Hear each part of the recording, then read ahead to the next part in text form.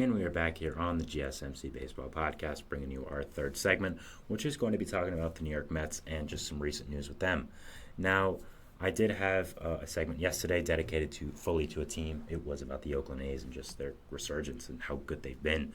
So if you want to check that out, go ahead. But today, I thought it was fitting for the Mets. They've had a lot of news in the past 24 hours, and I want to go over it. So, just the three ones that I did want to talk about was, first of all, Christian Scott, their top pitching prospect, being called up. Brooks Raley, injured, and just talk about his impact. And Lindor hitting a walk-off against the Cubs and just splitting there. So, yeah, I did want to go over those things, and we'll go over it. So, the first one is Christian Scott. And I'm a Mets fan. I want to make that very clear, but I'm going to try to remain, as unbiased as I can throughout this whole segment. Do I love Christian Scott. This guy came out of nowhere last year, was one of the best pitchers in the entire National League, and has been really, really great. So, the Mets finally called him up. Was great this year again with all the pitching injuries and pitching underperformances they've had. I think it was very, very fitting, and I'm really excited. So, with Christian Scott, you're gonna have to know a few things about him. So, first off, his fastball. His fastball is incredible. It's so, so good. Just looking at his stats, though, before I do get into the pitches, actually.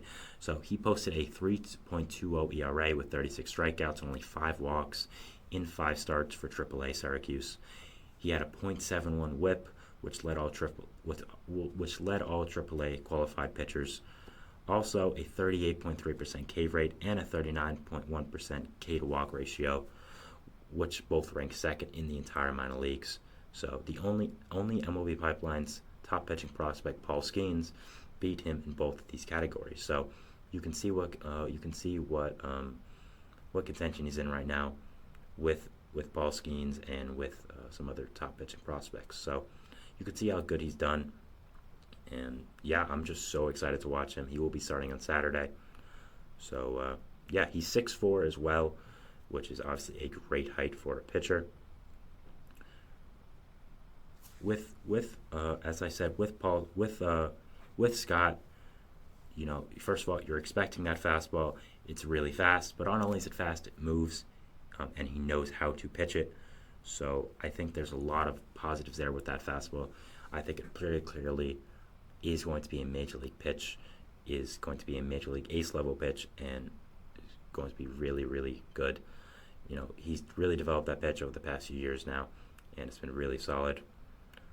He also has a mid-80s hard slider and a low 80s sweeper that gets 13.3 inches of horizontal break.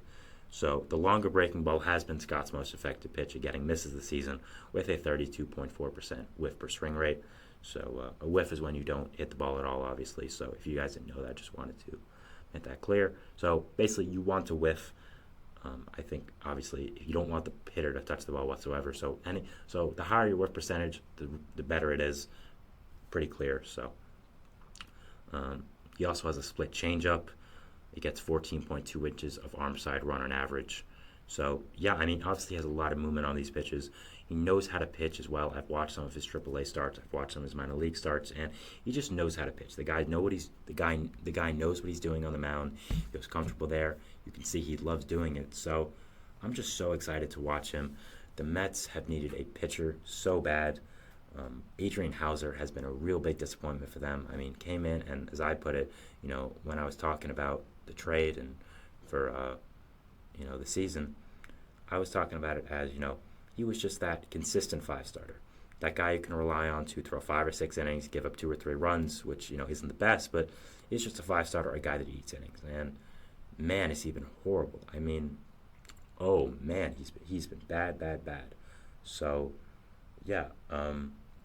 I think overall bringing up Scott does help with that rotation. And right now, you have a lot of good pitchers in this rotation. You have Luis Severino, who's been a great addition to the staff. You have Sean Manaea, who's also been great. Jose Butto, been great. Christian Scott now coming up. Kodai Senga. Jose Quintana's been great.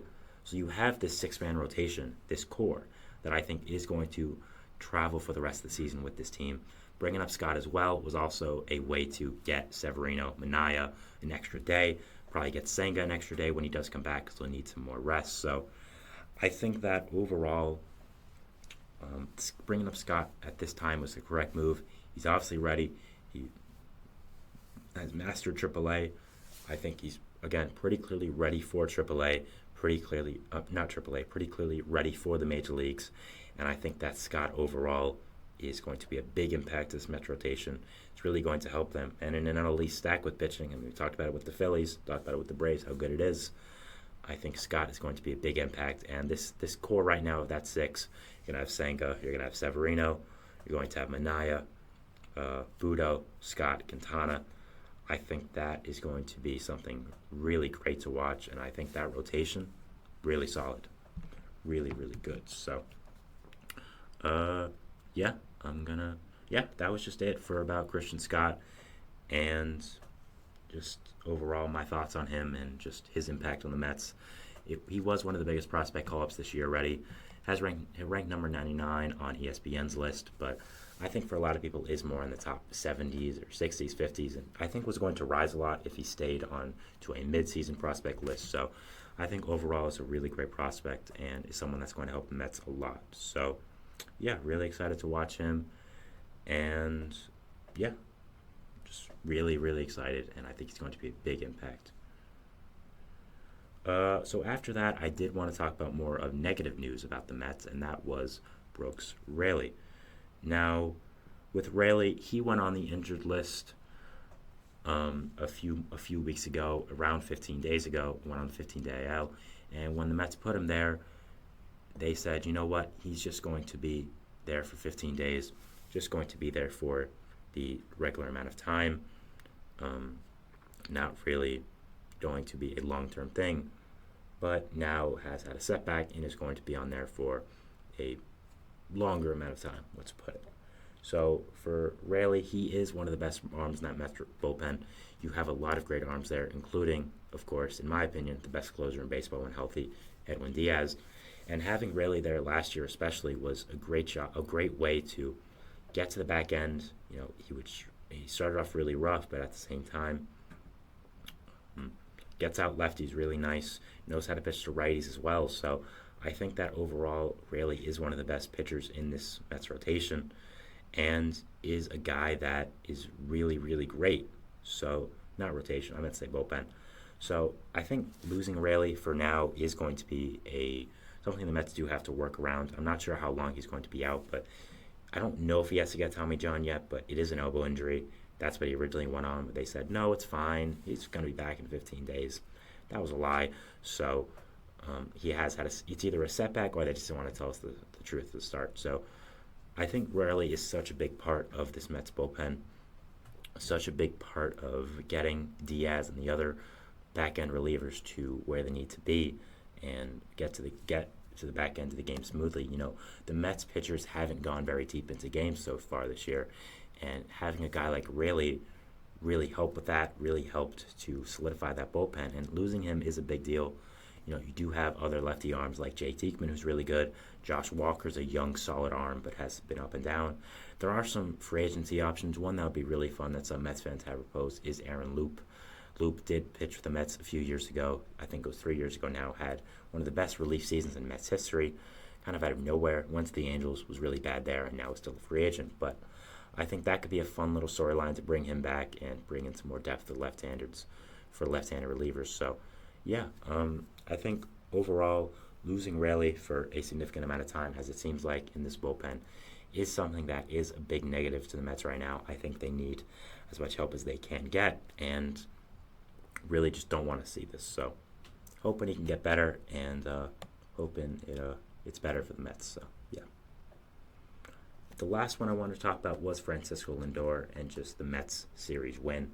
So, with the Mets, they did have, not series win, I apologize. They did have a split with the Cubs, which ended yesterday on a Francisco Lindor walk-off double. So, actually, the funny thing about this was that double happened around 2 minutes after I ended my show. I was watching it on my phone when the show ended, and I watched the Lindor walk-off in this room. So that was really fun. But I think, and just what I want to talk about here is just Lindor and his impact on the Mets team, and just how much him performing up to his standards helps this team, and is just such a huge positive and helpful. Lindor is the captain. I think that's pretty clear. He's the leader on this team. I would personally say our best player. I think he is the Mets' best player. He's the $341 million man. There's a lot to. I mean, he's one of the best shortstops in baseball. Was top two with Seager before, but with Mookie Betts being the Dodgers shortstop for whoever knows how long, he probably moved to top three. So he's at least at top three shortstop. Trey Turner's been also doing well, but Lindor is such a figment of this Mets team, such a strong presence, and he's there for a long time. He has to perform, and when he does perform, it makes this lineup so much deeper, so much better. I talked about it in my slideshow I had of the teams and the graphics for the power rankings. He is he is obviously one of the best players in baseball, and when he is performing, he obviously makes the team a lot better. So he started off season really rough, like he does every year. It's just he doesn't start as fast as you'd like him to. It just is what it is, I'd say. So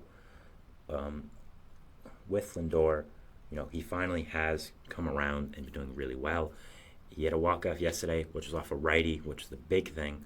He's really only hit lefty this year, and getting 2 hits off a righty yesterday, one in the clutch as well to walk off the game, is such a huge positive. And when Lindor is on his game, he helps the Mets lineup so much. He helps that shortstop position. He's always going to be a great defender. Mets fans know that. But having him now being this great hitter and continuing with this hitting depth, I think that he is going to help this team a lot and do really, really well. So, looking forward to watching him the rest of the season and doing really well. His WRC plus, his weighted run created plus, the stat I like to use for baseball and just overall analysis, is really, really well. I phrased this wrong. Has been doing really well now. It's up to 96. It was really bad before. It's going to be up to 100 soon and going to go up above that. So his WAR has also been doing better. So I think when Lindor is better, the Mets are better. He's their best player, and just him returning to form is such a big deal for this Mets team. And overall, Lindor going back, Brooks Raley being hurt, that's big negatives. But Kristen Scott coming up, I think those two things help the Mets. Raley's obviously negative, but there were some stuff about the Mets yesterday. Good amount of news that I did want to talk about, as I did here. So, just want to talk about that and have a little segment about the Mets and their overall season so far. So, going into our fourth and final segment, which is going to be talking about the Players of the Month. Now, the Players of the Month were just announced, the first one of the baseball season. Obviously, we're a month in, so I did want to talk about those guys, if they deserve it, and where they do rank in National League MVP voting right now. So, we're going over that, and we'll talk about it then. So, thanks, and bye.